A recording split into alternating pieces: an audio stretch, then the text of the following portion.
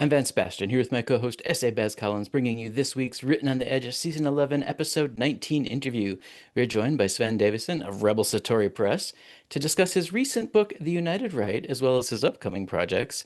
We're going to talk about some new stuff at the press, and he has something you can do to help preserve an institution known for its inclusion. So let's get to know our guest. Sven Davisson is the innovative force behind Rebel Satori Press, an independent publishing house dedicated to pushing boundaries and amplifying marginalized voices, with a keen eye for compelling narratives and a commitment to fostering diverse literary landscapes. Davisson curates a catalog that challenges conventions and sparks dialogue. Under his stewardship, Rebel Satori continues to be a beacon for groundbreaking literature that resonates with readers seeking fresh perspectives. His personal works include Breeding Devils in Chaos, The Rise and Fall of Rajneeshpuram. My apologies for tripping over that. The Star Set Matrix, the story Dim Star Descried, In Matter Love, Queer Men and Precincts of Surrealism, and as we talked about last time, Puck You. Sven, welcome to the show. Thank you for having me. And thank you for helping us kick off Pride Month. Woohoo! Woohoo! After Effects, After Effects. I There was was much rejoicing. I was very tempted to be wearing my inclusionary mouse ears today. I decided not to. We'll keep it serious. What Oh, a I saw letdown. that. I saw that pout. How have you been? Good. Busy, incredibly busy. You busy? No. Um, you have so many passions in life. You're a writer yourself. You bring other writers to the world. You champion publishing, and you recently championed a college that needs to stick around. Which of these passions do you want to talk about first? And then when can we start talking about your current needlepoint project? Just throwing a little NPR in there. Model railroading, actually. Oh, okay. Oh, cool. Okay. You and And Rod estate Stewart, it scaling, turns out. which Rod never- Stewart is a big model train person. I Yep. was shocked. I was like, what? Yeah, you learn all the celebrities who have model railroads when you get Yeah. someone tells you about them. I don't know what it says, but go carry on. Yeah. All right. Yeah, so which of ahead. your passions should we start with? Well, since it's Pride Month, let's start talking about all the great work we have coming out or just come out, and those summer reads you can get your hands on. Yes, absolutely. Which one do you want to talk Um, about? First one I'm going to talk about is Drought by Scott Alexander Hess, because He's it been on just the won the show. Farrell Grumley Award for LGBT fiction at Ooh, the Publisher nice. Triangle Awards. That's So awesome. that's, jumped again to the top of our bestseller list, or trending titles, I think is better. Yeah. Fair enough. Yep. But it's a short little historical novel about a tobacco farm and family and such. Nice. Definitely worth a read. The quick summer read. Mm-hmm. Let's see. House as a Cemetery, The Hidden Ones. I'm trying to remember the ones that I saw.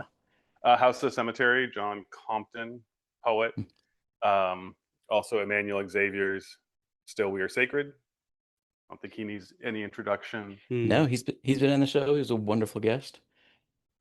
Some speculative fiction. We have The Crows by Nice. Glenn Vacchiano. Inelegant Machines, more speculative fiction by D.A. Hamlin.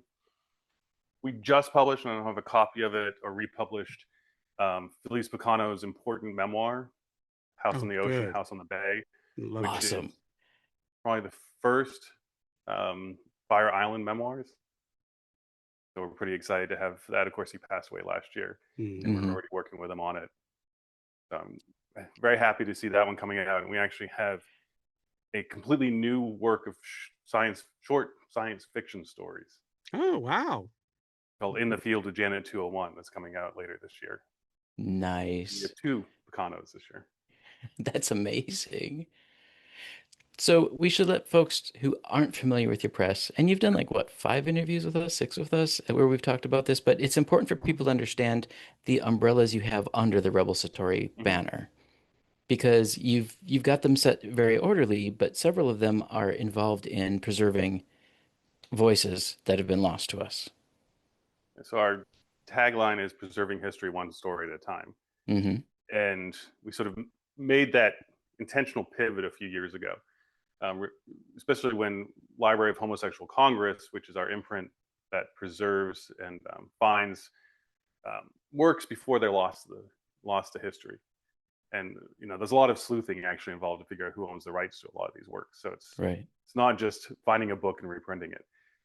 And that imprint does a lot of important work. And House on the Ocean, House on the Bay is one of the reprints from that imprint this year. We also have, so that's stories of the past. We have stories of the present with Rebel Satori, where we have modern fiction, poetry, and occasional memoir. We have a Buddhist memoir coming out from Charlie Vasquez next month. And then imagining the stories of our future or alternate realities with our Spec-Fic imprint Queer Space. Yep.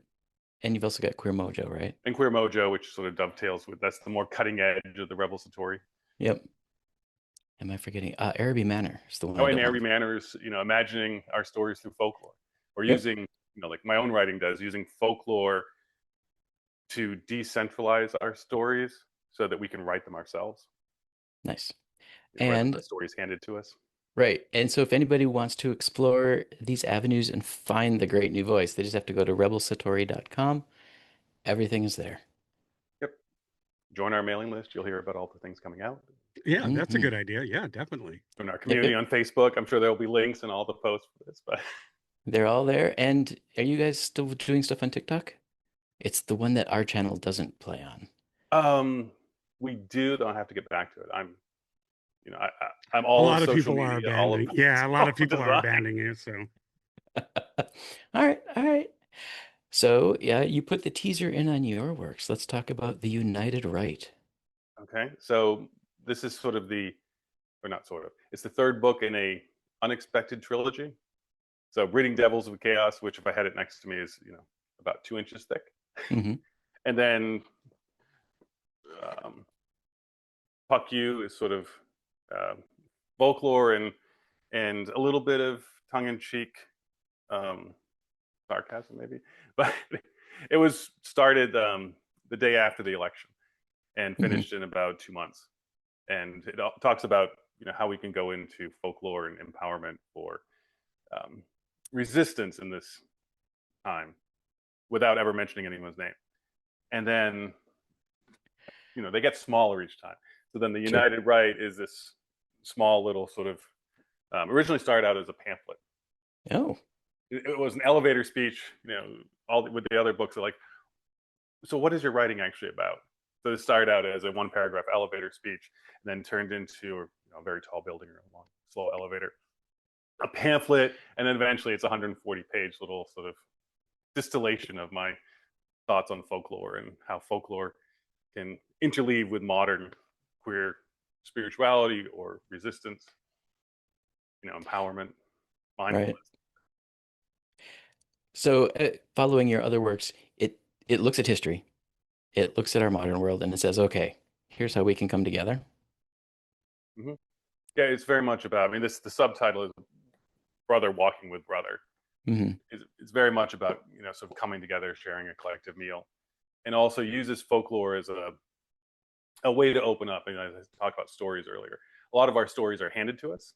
Even when we come out, the community we come out into, whichever part of the greater communities we come out into, sort of hands us narratives and hands us stories. How should we be gay? How, what does our family think of it? All those stories are handed to us, and this uses folklore to give us perspective, which is a little bit alternate, a little bit in between, so we can start to reinvent our own stories and tell our stories authentically. Nice. So that's my elevator speech. So if I were to dive into it, what is a big revelation that you don't mind sharing? I don't want to spoil anything, but a big revelation you don't mind sharing. Now, see, I always worry that you're coming at that knowing what a revelation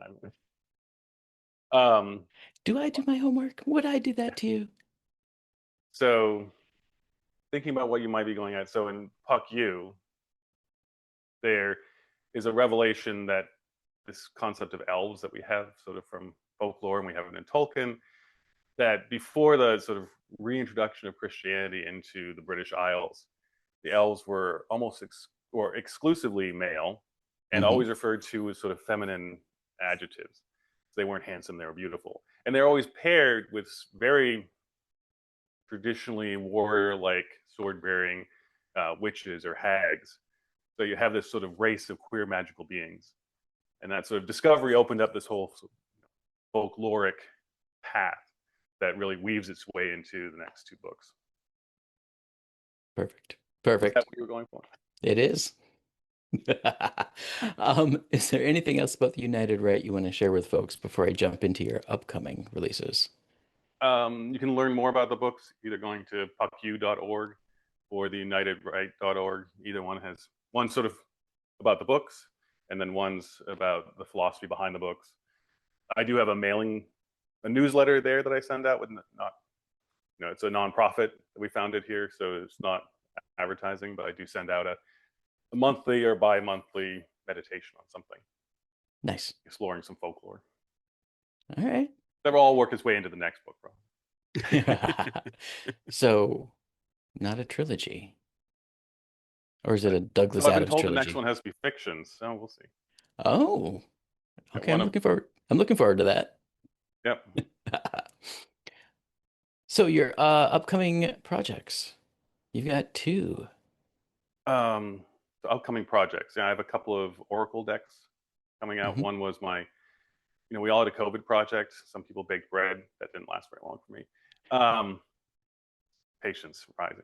So it ended up being a Lenormand deck, which is sort of like tarot, but not quite. It's a French Oracle deck that's become popular over the last few years.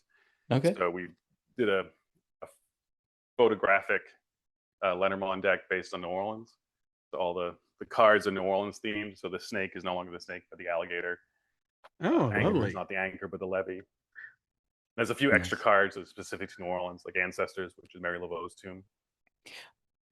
So sometimes I know Oracle sets come with either an explanation book or a how-to book. Does yours have one? Especially so folks can understand the symbology of what you're doing? Yes, absolutely. So it has a little bit more than a little white book is the traditional name for what comes with it. So it has a little bit bigger book and delves into the New Orleans, how the New Orleans themes tie in with the traditional Lenormand. Nice, nice. And your second deck? And the second one, which I don't have a copy in front of me, is again, going with the British folklore, it's a English rune deck.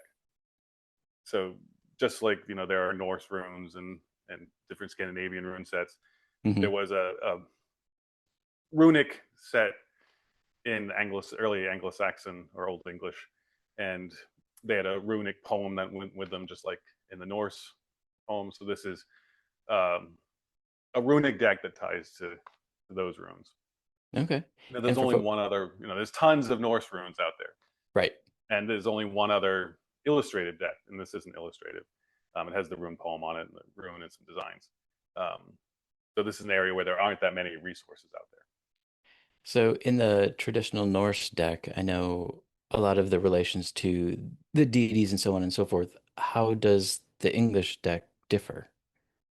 So the runes there's some overlap and some runes that are different, and the meanings in the poems are slightly different.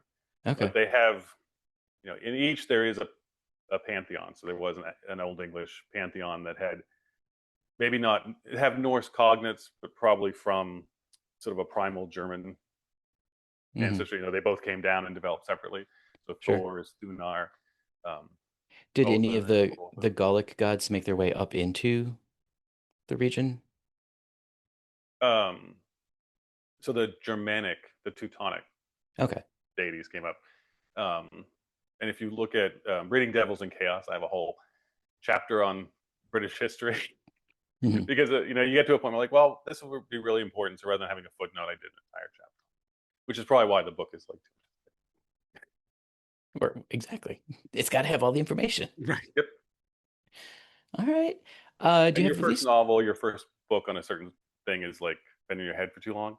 Yeah. Right. That's why they get short. Data dump. Yep. Do you have release dates for these?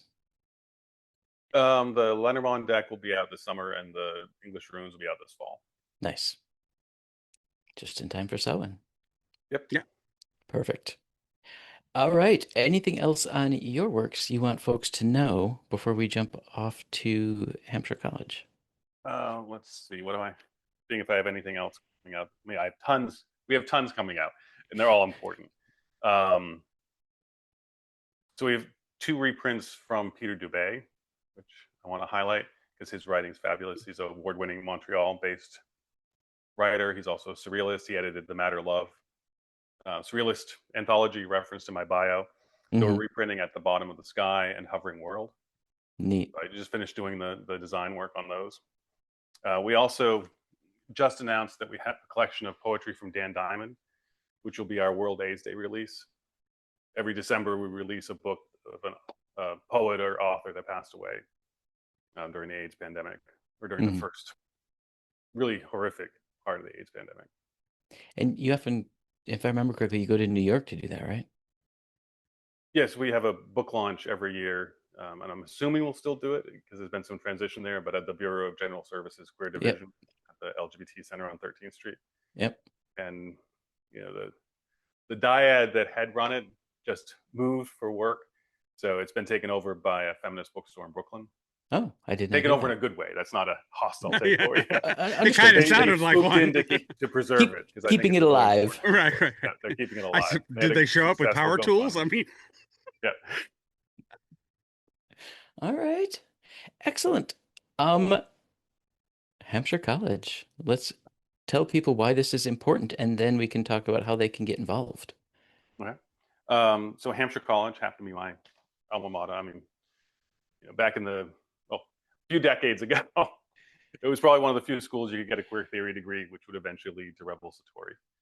And current demographics is my understanding that more than 50% of the student body that divides as queer, non-binary, trans, almost that amount are differently abled in some way. The large neurodivergent population. So it's one of the, sort of stellar safe spaces that our community has had over the last.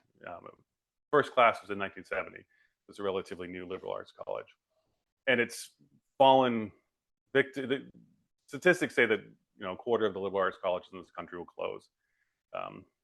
Dozens and dozens of them have closed or merged over the last 3 or 4 or 5 years, and it's particularly bad now with the smaller number of international students coming over, changes to federal student aid, changes in how ROI, return on investment, is measured, especially under the current administration. So Hampshire College announced in April that they were proceeding to closure by the end of the year. And Hampshire has created a independent thinking set of alums who don't, as one of our social media slogans, trained to question and taught to question endings, including this one. So within a week, a group had coalesced to not necessarily save a 4-year college, but preserve the mission and legacy in this safe space and revision all the things that can be done. This campus is going to someone, it should go to the people who love it. So within a week, Hampshire 3.0 was born, which has now been renamed Hampshire Next. And within 2 weeks, it stood up a pledge drive to raise money. Within the next week, so 3 weeks out from zero, had raised $1 million in pledges. Nice. And we've now stood up a formal legal 501c, or soon to be 501c3, but a legal nonprofit corporation for Hampshire Next in Massachusetts. We've got great pro bono legal counsel by one of the top law firms in the world. Nice. And elected our first transitional board, which, given consensus leadership, or at least more than majority leadership, is built into self-destruct at a certain point, because we want the larger community of all the people helping support this to actually define how our consensus leadership works. Because you need some type of leadership structure, but the old model isn't something that Hampshire people like. So right. Nice. So this is an And ongoing project, but it's something that needs to, hey, it's not just about saving one college. no, I know. And where I want to go with this is if listeners want to help save this amazing space, how do they do that? HampshireNext.org. Perfect. And it gives you all the information. We try to keep it as up to date as possible. And it's a moving target, this whole process. But literally the campus is up for sale. They have a realtor, and Wow. it's 800 acres in Western Massachusetts with apple orchards and wetlands and community centers. They had the school itself has like the James Baldwin Scholars. It has a farm.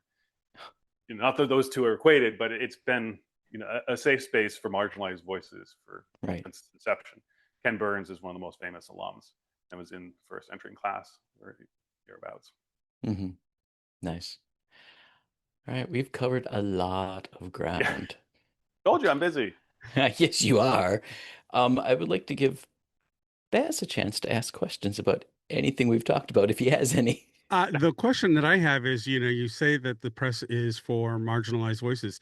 If someone out there who is listening / watching across our platforms has a work that they are struggling to find a home for, and they are among marginalized communities, what are you looking for as a press, or are you looking at right now? Because I know there are cycles to this whole process. But say, for instance, you have a queer Black writer who's had problems trying to find a home for their work, but they think you might be a fit. What is the process that they should approach this if they want to try and get their work out there to the masses? So at the bottom of our webpage in the footer section, there's a submit button, which you click on it, it goes to our submittable landing page, which has any of our open calls. So that shows you what we're actively seeking at any given point. We're about to open up our queer space, speculative fiction, fantasy, science fiction call that we do every year. And then we'll have specialized calls in there as well. People are also welcome to find us at cons when we go to conferences. Like we just had Saints and Sinners here. We do book pitches there. And you can also reach out to the press for the contact. Yeah, because I think that we have, especially with people of color, queer people of color, it's often much harder for them to find homes to land in. And so spaces like yours are some of the last bastions that they can try to get their work out there without having to go the route of self-publishing, which has its own foibles and tribulations you have to deal with. And so anytime like learning how to run a press, right? Right. Well, yeah, basically. As a one-person arm. Yeah, one person press and doing it all, so or paying through the nose to have other people help you do it, so that I just try to promote any kind of publishing house that is open to people of color, and particularly queer people of color, so that they can find a place, hopefully, to work with your press or work with a press like yours who can help them get the word out. Because I think, especially in this very divisive time, it's something that is very much needed. That was not just white voices that we're promoting in the queer spaces, but we do look to our people of color as well. No, absolutely. Agreed. So anyone listening who fits that description, I encourage them to reach out. Perfect. Love that. All right. I wish we could print more books than we are able. Well, yeah. I mean, it is a business. We all have to recognize that. So yeah. Yeah, But turning people down is one of the hardest parts of this job. Yeah. Yeah. I bet. So you ready for our get to know you questions? Sure. He pulls up his notes. Cheat sheet. Okay, before we get to that, I just want to take a quick second to say, if you like what we're doing here, please like, subscribe, do all the things the algorithm requires of us all, feed the monster. But, if you want to help us financially, because that's always a welcome, you can go to buymeacoffee.com/rope podcast, or you go to patreon.com/rope podcast, and you can either purchase our reactions that I do with Albert on queer media. I'm exposing him and almost literally sometimes literally through the media that I show him, because he is a gay Mexican living deep in Mexico and has not been exposed to a lot of the stuff that we here in the US have seen. So it's kind of interesting to get his Mexican perspective on these types of media. I will say one of the best was, and I was so good about keeping my mouth shut, I had to go through 3 movies to get to his reaction. But if you watch the Tchaikovsky trilogy that is up there on Patreon, it is well worth it, because when the final shoe drops, Albert has the best reaction I have ever had on any reaction platform I've watched. His was the best. So definitely should check that out. All right. With all of that, oh, and the one last way you can help us is by memberships on YouTube. You can just click the join button. It's 99 cents a month. It's very inexpensive. We wanted to give because we know finances are hard for everyone. So this is a really inexpensive way, less than $1 a month. You can help us, and you get all of the same reactions we have on our Patreon platform, but we have them in watch along format. So you get that as a benefit. And I'm going to be adding a curation for this generation of artists that influenced me as I came up as a queer man in the 70s or late 60s, early 70s, 80s, and so forth. So doing some more of the deeper cuts of some of these artists. So that aside, let's get into the weeds with Sven. What book, film, or piece of art has had the biggest influence on your writing style?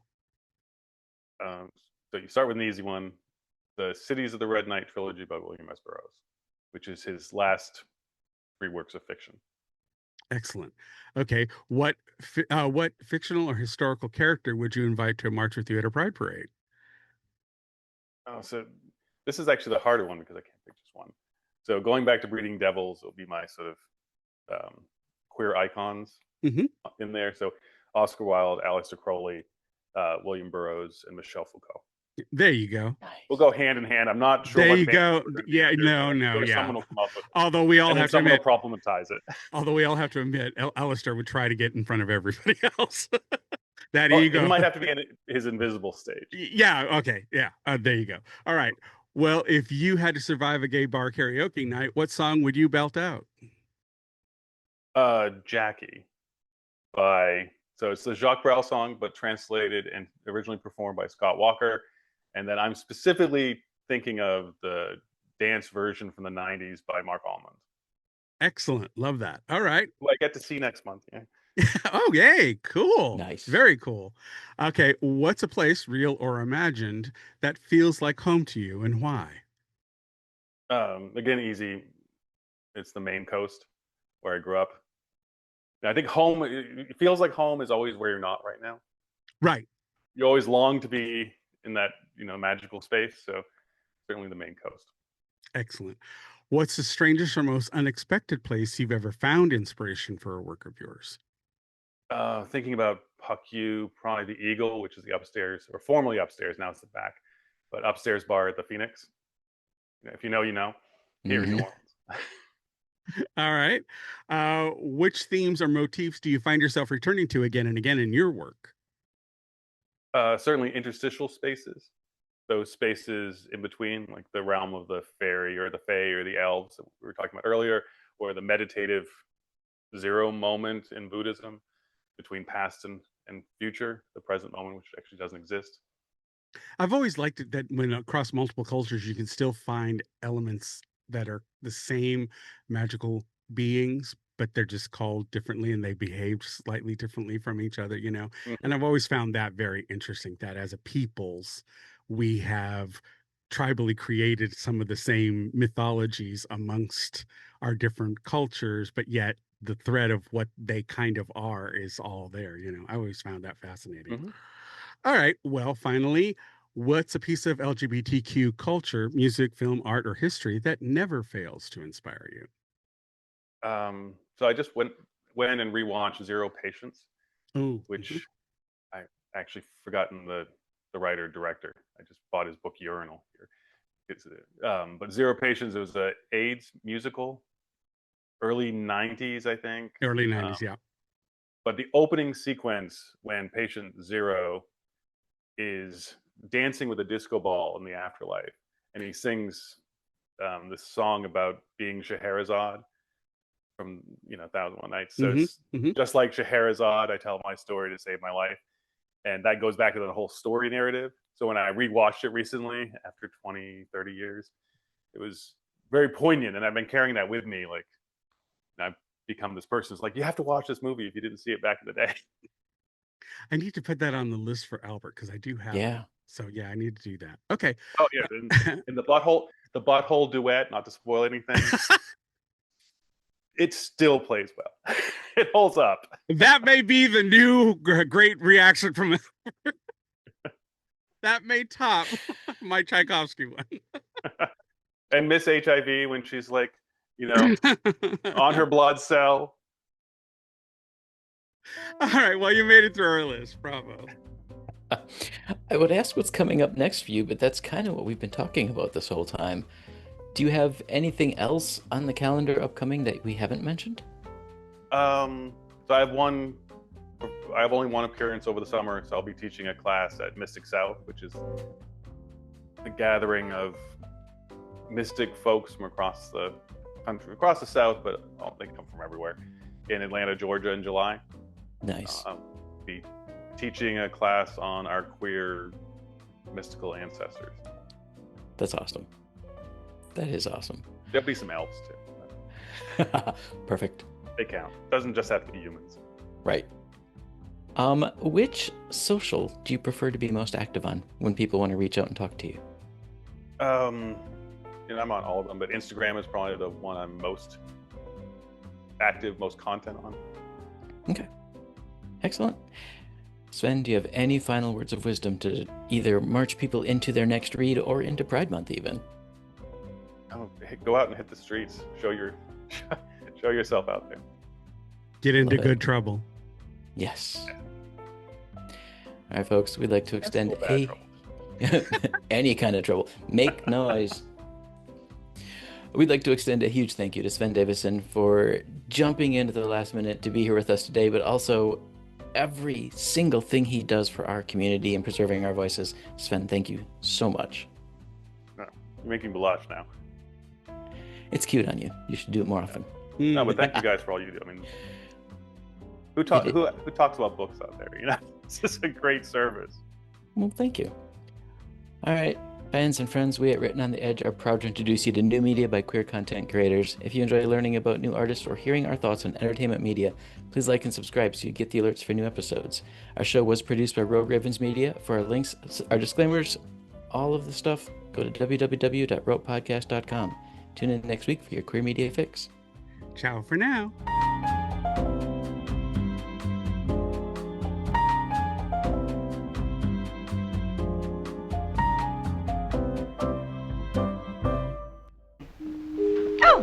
What's that?